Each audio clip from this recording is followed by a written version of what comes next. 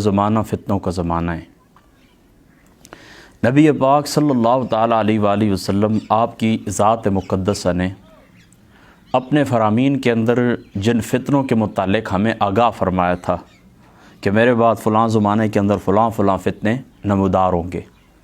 کتاب الفتن کے اندر اور باقی بخاری مسلم سیاست اور دیگر کتب حدیث جہاں پر بھی فتنوں کا باب ہے، کتاب الفتن ایک باب ہوتا ہے، ابواب الفتن حدیث پاک کے اندر آپ سب کو فردن فردن دیکھ لیں، ایک ایک روایت کو آپ دیکھ لیں کہ جن فتنوں کے متعلق حضور علیہ الصلوۃ والسلام کی ذات مقدسہ نے آگاہ کیا ہے، تو ہر زمانے کے اندر جو محدثین تھے ان کی شرح کے اندر انہوں نے لکھا ہے کہ وہ زمانہ جس کی پیشنگوئی حضور علیہ الصلوۃ والسلام نے فرمائی تھی وہ زمانہ ہمارا زمانہ ہے، یعنی امام ابن حجر کہیں یہ زمانہ میرا زمانہ ہے۔ اسی طریقے سے علامہ کرمانی کہیں وہ فتنوں کا دور جس کے متعلق حضور علیہ الصلوۃ والسلام نے فرمایا تھا وہ فتنوں کا زمانہ ہمارا زمانہ ہے۔ حضرت غوث پاک رضی اللہ تعالیٰ عنہ آپ کہیں وہ فتنوں کا دور یہ دور ہے۔ حضور دات علی اجویری کہیں کہ وہ فتنوں کا دور یہ دور ہے۔ تو اس سے یہ بات آپ کو بتانے کا مقصد یہ ہے کہ وہ دور قدر بہتر تھا، علماء موجود تھے، فقہاء موجود تھے، ائمہ اربعہ کے بہت سارے ماننے والے، یعنی 4 جو امام ہیں تو ان کی فقہ کے بڑے معتبر ائمہ اس زمانے کے اندر موجود تھے۔ تو اگر وہ زمانے فتنوں کے زمانے تھے اور جن کی پیشنگوئی حضور نے فرمائی تھی وہ اپنے دور کے اوپر اس کو منطبق کرتے ہیں، تو پھر آپ سوچیں میں اور آپ کس باغ کی مولی ہیں؟ بلا شبہ جس طرح حضور علیہ الصلوۃ والسلام کا ایک فرمان ہے نا کہ میں تمہارے گھروں کے اندر بارش کے قطروں کی طرح فتنے گرتے ہوئے دیکھ رہا ہوں، یہ وہ زمانہ ہے کہ بارش کے قطروں کی طرف فتنے ہمارے ارد گرد موجود ہیں۔ تو ان فتنوں کے متعلق میں آپ کو وقتاً فوقتاً میں آگاہی دیتا رہتا ہوں، اپنے دروس کے دوران بھی، خطبہ جمعہ کے دوران بھی، کہیں دائیں بائیں خطاب کے اندر جانا ہوتا ہے خطاب کے لیے تو وہاں پر بھی میں آپ کو یہ باتیں بتاتا رہتا ہوں، ان فتنوں کے متعلق میں آپ کو آگاہ کرتا رہتا ہوں۔ اب اس زمانے کے اندر مجھے سب سے زیادہ جو تکلیف دیتی ہے جو بات، اور جس بات کو میں سب سے زیادہ برا سمجھتا ہوں اور جس کو میں تمام فتنوں کی جڑ سمجھتا ہوں، وہ بات یہ ہے کہ اس زمانے کے اندر کچھ لوگ ایسے ہیں کہ جن کی آنکھیں تو ہیں لیکن وہ دیکھتے نہیں، جن کے دل تو ہیں لیکن وہ سمجھتے نہیں۔ میری بات آپ سمجھ گئے نا؟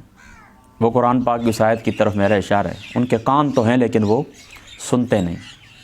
ایسے کچھ نام نہاد علماء ہیں جو صلح کلیت کا پرچار کرتے ہیں، ان کی ایک طرف دائیں طرف ممبر کے دائیں طرف خارجی بیٹھے ہوتے ہیں، دوسری بائیں طرف ناسبی بیٹھے ہوتے ہیں، رافضی بیٹھے ہوتے ہیں، تو وہ لوگوں کو صلح کلیت کا پرچار کرتے ہیں، اور یہ بہت بڑا ظلم ہے، بہت بڑا ظلم ہے۔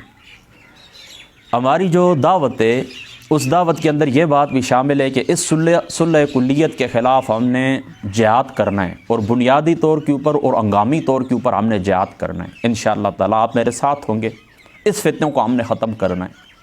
ہم نے لوگوں تک یہ بات پہنچانی ہے کہ یہ بات ضروریات دین میں سے کہ کافر کو کافر سمجھا جائے، مرتد کو مرتد سمجھا جائے، بدعتی کو بدعتی سمجھا جائے، مشرک کو مشرک سمجھا جائے، مومن کو مسلمان سمجھا جائے، ایمان والا سمجھا جائے، مومن کو مومن سمجھا جائے، یہ بات ضروریات دین میں سے۔ لیکن ان لوگوں نے کیا کیا ہے کہ سب کو ایک جگہ کے اوپر ٹھنڈا ہو، گرم ہو، سرد ہو، سفید ہو، سیاہ ہو، کوئی بھی ہو، سب کو ایک جگہ کے اوپر یہ لوگ جمع کرنے کی کوشش کرتے ہیں، اور اس کے اندر ہمارا بہت بہت بہت نقصان ہوا ہے۔ اور میں کہتا ہوں اللہ تعالیٰ ان لوگوں کے اوپر گرفت کریں گے اور بڑی سخت گرفت کریں گے۔ یہ لوگ باز نہیں آتے، ہماری جو آواز ہے وہ چونکہ زیادہ اتنی توانا آواز نہیں ہے، اتنی زیادہ دور جاتی نہیں ہے، اور یہ ہماری بات کی طرف توجہ دیتے نہیں ہیں۔ بہرحال آپ جو چند لوگ ہیں ہمارے ساتھ، آپ کو میری یہی نصیحت ہے، اس چیز سے آپ نے بچ کے رہنا ہے۔ کافر کو کافر سمجھے، مشرک کو مشرک سمجھے، یہ ضروریات دین میں سے، یہ ایمان کے تقاضے ہیں، اور یہ ایمان کے فرائض میں یہ بات شامل ہے، ایمان کے فرائض کے اندر یہ بات شامل ہے۔ میں 2 درس کے اندر آپ کو قرآن پاک پڑھ کے، حدیث پاک پڑھ کے میں نے آپ کو یہ بات بتائی تھی، آج بھی میں اشارتاً آپ کو بتا ہی دیتا ہوں۔ مشکات شریف کی دیکھیں روایت ہے، آقا علیہ الصلوۃ والسلام نے فرمایا کہ یہ جو قدریہ فرقہ یہ اس امت کا مجوس ہے، اس امت کے مجوس ہیں۔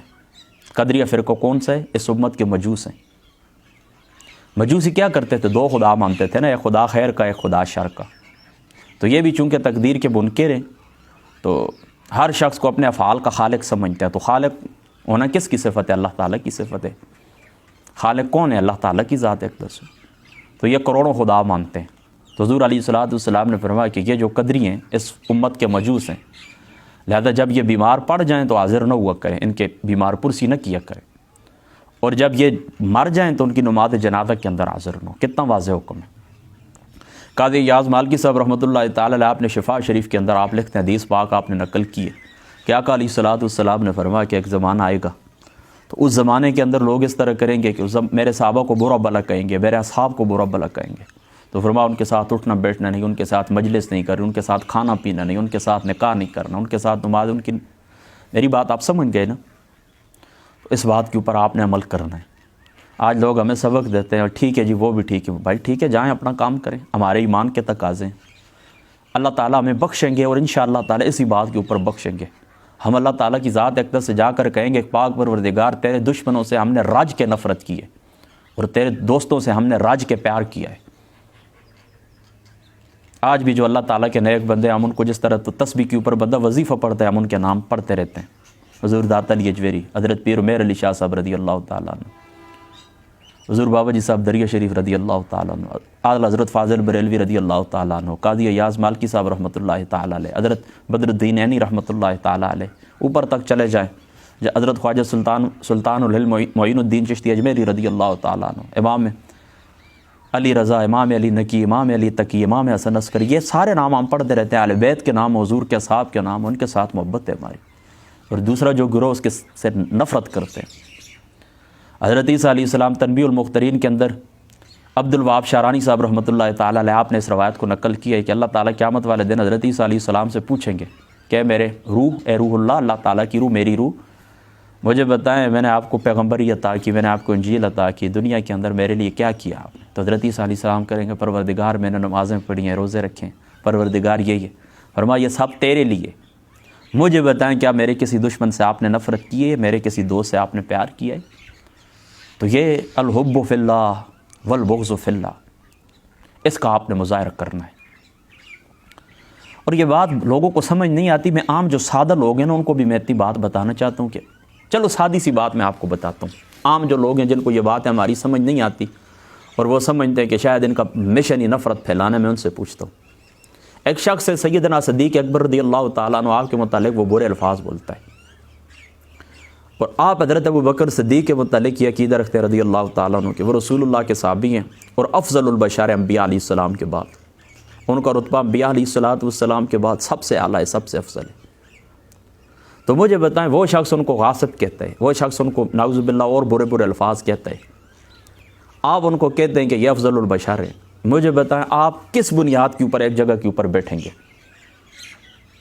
آپ کی ایک دوسرے کے پیچھے نماز کس طرح ہوگی؟ آپ ایک دوسرے کے ساتھ کھانا کھائیں گے، اٹھیں گے، بیٹھیں گے، معاملات کریں گے، کس بنیاد کے اوپر کریں گے؟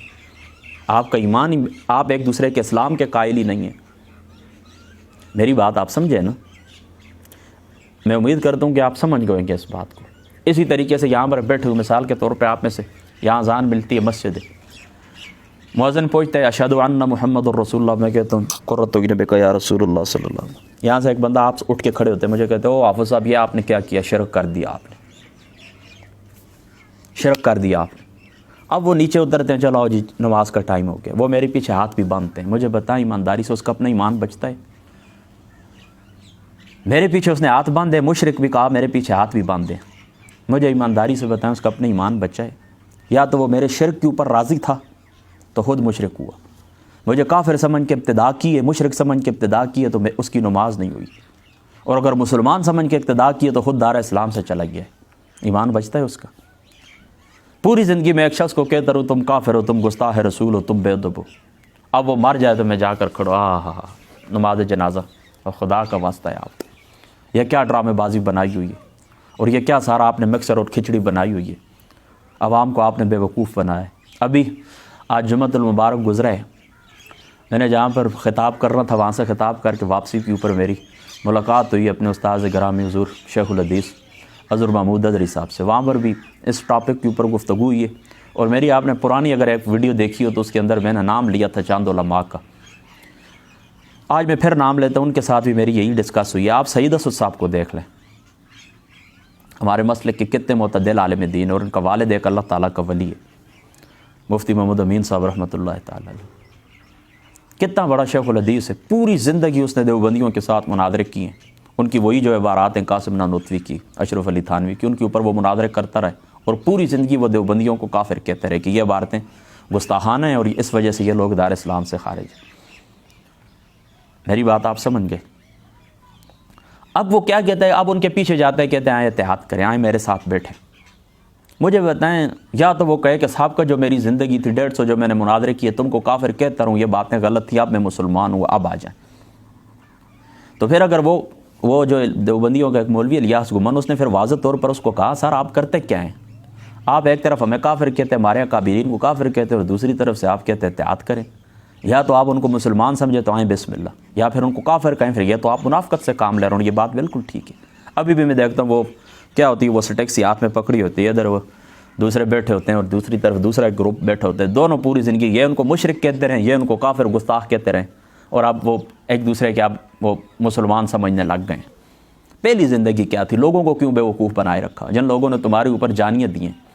دیکھیں نا، ہم سیاسیوں کے پیچھے پڑے رہتے ہیں، ان کا لوگوں کو بھی تو ہم تعاقب کریں نا۔ ہمارے علاقے کے اندر یہ کتنے سیاستدان ہیں جنہوں نے ایک دوسرے کی مخالفت کے اندر پورے یہ کنویں ہوتے ہیں زمین کی، 200 کنال زمینیں بک گئی ہیں، قتل ہو گئے ہیں، پھر یہ ایک جگہ سیاست کے نام کے اوپر اکٹھے ہو جاتے ہیں اور اتحاد کر دیتے ہیں۔ تو ان کا بھی یہی مسئلہ ہے۔ تو پوری زندگی ہم خود ان معاملات سے ہم گزرے ہیں کہ ہم نے خف کی خشکیں ڈالی ہیں، کسی سے ہم خف ہوئے ہیں، کسی سے راضی ہو، کسی سے کیا کیا، کسی سے کیا کیا، لیکن آخر میں یہ لوگ کیا نکلے؟ اللہ اکبر! ان لوگوں کا اپنا ایمان بھی خطرے میں اور تمہارا ایمان بھی یہ لے ڈوبیں گے۔ لہذا میری اپنے آپ لوگ جو بیٹھے ہوئے ہیں، آپ کو بھی، اور جہاں تک میری آواز سوشل میڈیا کے ذریعے جا رہی ہے، جو میرے دوست احباب ہیں، میری باقی لوگوں سے زیادہ آپ کو نصیحت یہی ہے کہ ایک فرد ہے، اس کو آپ دار اسلام سے خارج سمجھتے ہیں، یا وہ آپ کے اوپر شرک کفر کا فتویٰ لگاتا ہے، یا ایک جماعت ہے، اس جماعت کے ساتھ آپ کے یہ معاملات ہوں، پکا رہنا ہے اپنے ایمان کے اوپر، جو بات کہیں اس کے اوپر ڈٹ جائیں۔ اگر کہیں پر غلطی محسوس ہو کہ ہاں میں نے فلاں کو جو کہا تھا غلطی سے کہا تھا، تو یہ ایک الگ بات ہے۔ لیکن یہ آج کل کے تو مسائل نہیں ہے کہ ہم کہیں کہ یہ آج کل یہ مسائل اٹھیں تو چلو یہ باتیں ہو گئی ہیں، یہ تو 200 سال ہو گئے ان کے اوپر فتوے آ چکے ہیں۔ حسام الرمین آپ پڑھیں اعلیٰ حضرت فاضل بریلوی رضی اللہ تعالیٰ عنہ کی، اس سے پہلے علماء کرام الصوارب الہندیہ پڑھیں، 268 علماء پنجاب کے دستات ہیں اس کے اوپر۔ اسی طریقے سے دیوبندیوں کو چاہیے کہ وہ اپنی المعند علی المفند پڑھیں، اس کے اوپر تقریباً 23-25 علماء کے دیوبند کے دستات ہیں، جس کے اوپر اشرف علی تھانوی بھی شامل ہے، حبیب الرحمان صاحب بھی شامل ہیں، وہ مفتی ہیں جو دارالعلوم دیوبند کے۔ باقی 23-24 زمانے ہوئے میں نے پڑھی تھی، تقریباً 25 علماء کے اس کے اوپر دستات ہیں۔ اپنے راستے کے اوپر رہیں، پکے رہیں، اس کے اوپر ثابت قدم رہیں، منافقت سے کام نہ لیں۔ تو جو بندہ اتفاق اتحاد کی ان باتوں کے ہوتے ہوئے اتفاق اتحاد کی بات کرتا ہے، اس کو پکا منافق سمجھو، اور وہ ہے ہی پکا منافق۔ ہاں اگر یہ کہے کہ ہاں میری سابقہ زندگی غلط تھی، میں توبہ کرتا ہوں، تو یہ ایک الگ بات ہے، لیکن اپنے ان فتاووں کے اوپر بھی پکا رہے۔ حجب تیری سیاست، حجب تیرا نظام، حسین سے بھی مراسم، یزید کو بھی سلام۔ یہ ان لوگوں کا آج کل حال ہے۔ تو چلو ابھی شام ہونے والی، بس اتنی باتیں کافی ہیں آپ لوگوں کا آنا، اللہ پاک اپنی بارگاہ کے اندر قبول فرمائے۔ توبہ کریں ان معاملات سے، پکے رہا کریں۔ میں آج تک جس بندے کو کافر مشرک کہا، جس نے مجھے کہا، یا میں نے ان کو گستاخ سمجھا، اللہ کی قسم اٹھاتا ہوں کبھی ان کی نماز جنازہ کے اندر بھی شریک نہیں ہوا ہوں۔